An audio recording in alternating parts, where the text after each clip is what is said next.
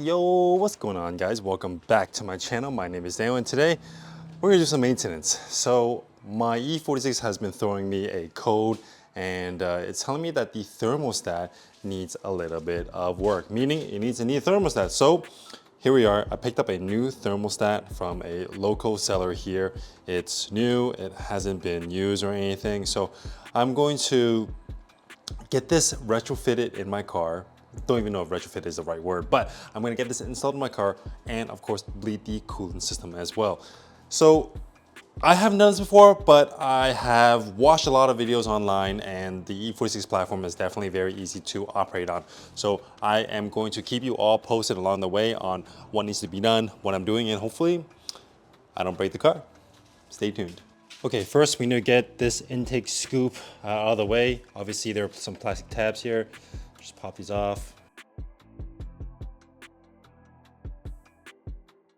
And then here, there should be another tab that holds on to the fan.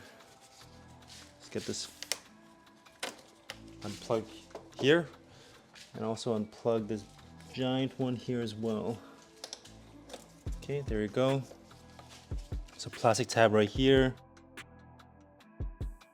And then there's going to be, I think, a T25 Torx. So this is where I'm gonna, of course, grab the Torx, and then the fan should ideally come out.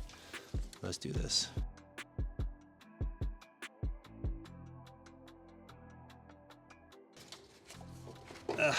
Move that a little out of the way a little bit.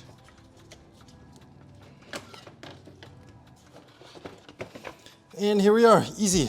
Next up, we're gonna get the thermostat out. That we need, of course, a 13, 10, I think 2 10s, and yeah, let's give it a shot. Okay, I just spent like 20 minutes getting these like crusty bolts out, and honestly, this was a pain. I definitely need to refresh these bolts, but I don't have spare bolts with me right now. I guess I'm just going to put these near the top so that they're easier to unbolt, but lesson learned. If you're going to refresh your thermostat, make sure you get new bolts. We're going to take out the thermostat, and hopefully we won't make too much of a mess.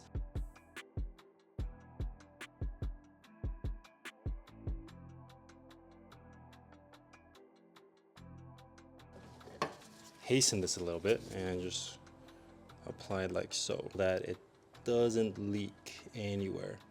So coolant stays in place and won't leak. Now I'm gonna apply this with my gloves. I'm gonna change gloves afterwards. Okay, that's good. Oh, this smells too.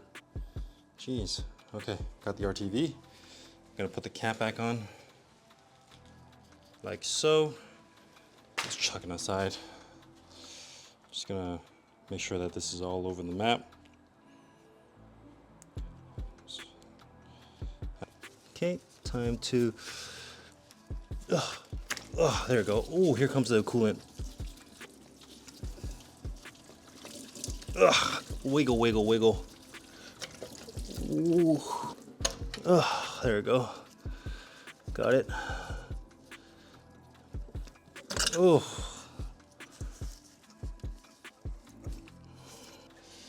Okay, let's put the new one back in. Okay, like so. Gotta make sure that we don't, wow, fits like a glove. Amazing. Okay. Oh, am I touching the RTV? Yes, I am.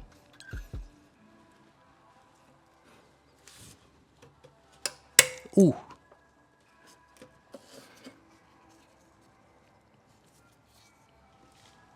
Shoot. Did I just break it? I think I might have just broken a perfectly good thermostat. So I am currently finishing up this install, and let me tell you, I made a mess. Everything is obviously all over the place. The coolant is all over the floor. I thought that you didn't really need to drain much of the coolant. I saw some visuals on YouTube that some people just kind of held the hose and just made a little bit of a mess, but let me tell you, it got messy here. And at one point, I think I even like tampered with the thermostat itself, and I think I fixed it. Well, fingers crossed. If it's not fixed, then I'll just get another one. But the hardest part about this DIY is the 10mm hex bolts. I definitely need better tools. I need to refresh those bolts. So next time around when I change the thermostat, I'm definitely gonna get new hex bolts. And yeah, I'm gonna put the electric fan back in, and we should be good to go in terms of bleeding out the coolant and refilling it. So stay tuned.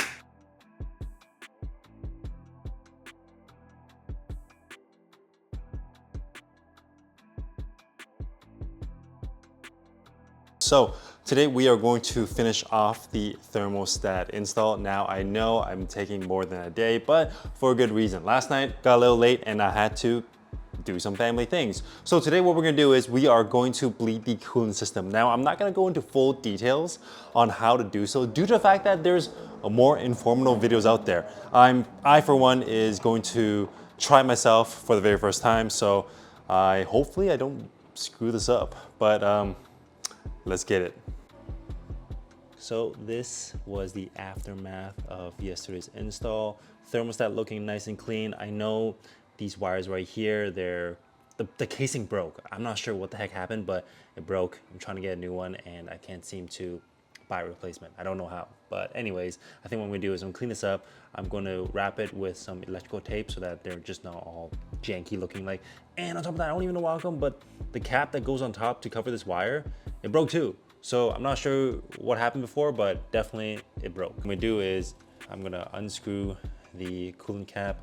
It's recommended to change this cap, but unfortunately I don't have the new cap right. What I'm gonna do is I'm gonna unscrew the coolant cap. It's recommended to change this cap, but unfortunately I don't have the new cap right now. I'm gonna unscrew the bleeder screw and try my best to bleed the system. Now, of course, it is recommended to use the BMW coolant from the dealership, and of course distilled water. What I'm gonna do is I have like 2 liters of distilled water right here, and I'm gonna rinse and repeat until the system is fully bled. So let's get it. So far it's looking good, which is great. I'm gonna keep pouring to see if there's any additional bubbles. Doesn't look like it, to be honest.